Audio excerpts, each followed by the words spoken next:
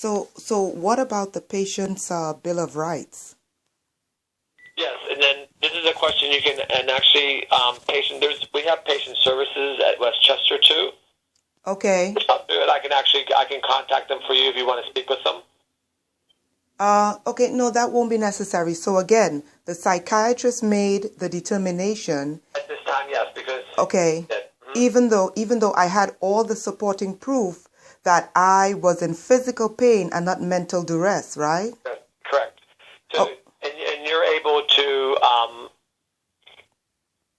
if you don't agree with the plan of care that the doctors do, you can have that reviewed if you wish. Okay, that's something you should speak with the people up there at Westchester because they would help you navigate that. Okay, great. And my other question to you is, what about the patient's Bill of Rights, which says that I have the right to refuse being treatment or observation, or doesn't the patient Bill of Rights come into play? When I'm telling a doctor that I'm in physical pain, the doctor can't override my physical pain and say it's mental. So how is it possible that they can put someone in a psychiatric ward against their will when they're in physical pain by saying, no, you're not in physical pain, you're mentally unstable? How can they do that?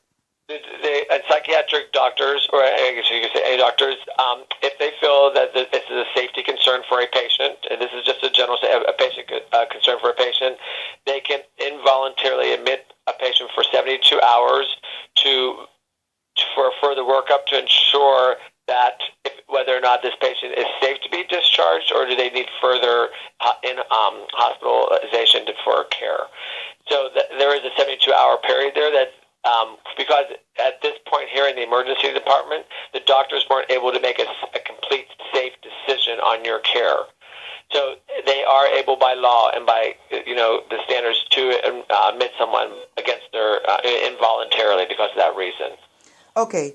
Well, I understand. My final question. I understand according to the patient's Bill of Rights. Right. When I walk into the hospital, okay, the patient's Bill of Rights states clearly you have the right to refuse even an assessment.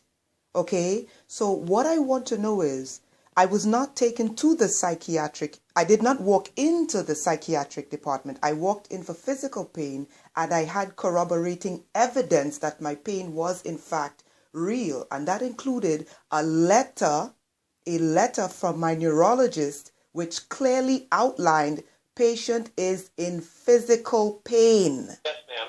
I understand that. So when you came to the emergency department, you were evaluated by the medical doctors on the main side. Your medical evaluation was cleared and was found to be negative. They referred you to psychiatry, who felt that you needed to be admitted to the hospital. Now, I'm not going to be able to discuss, have this dialogue with you because I'm not the doctor who decided on this. Okay, that's great. But last question.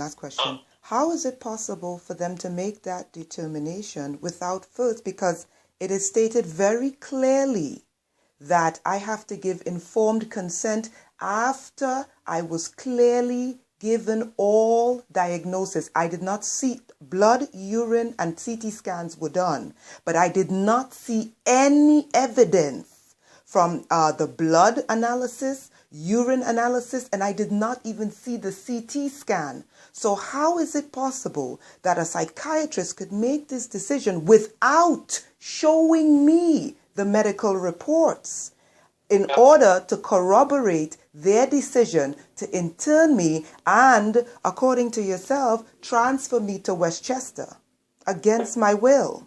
I understand.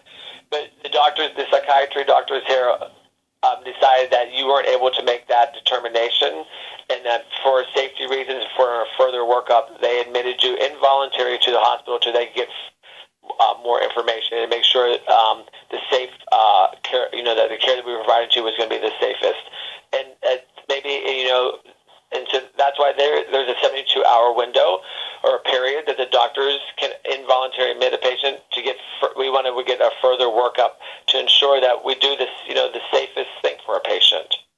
Okay. That I understand that you don't agree with that, but that is where we're at with it right now. Okay. I think when you speak with the nurses up there at Westchester, ask to speak to patient services up there because they can help you further along with this if you still have questions. And I can contact my colleague up there just so you have support and they can help you to understand and see where we're at with plan of care. Okay, so it's in the record that I'm at Westchester. It's in your records that I'm at Westchester. Yes. Okay, so your records indicate that presently I'm in the Westchester facility. Right, because that's one of our facilities. It's a New York Presbyterian facility. Okay, great. Thank you so much, Mr. Craddy. Have a great day. You too. Okay, bye.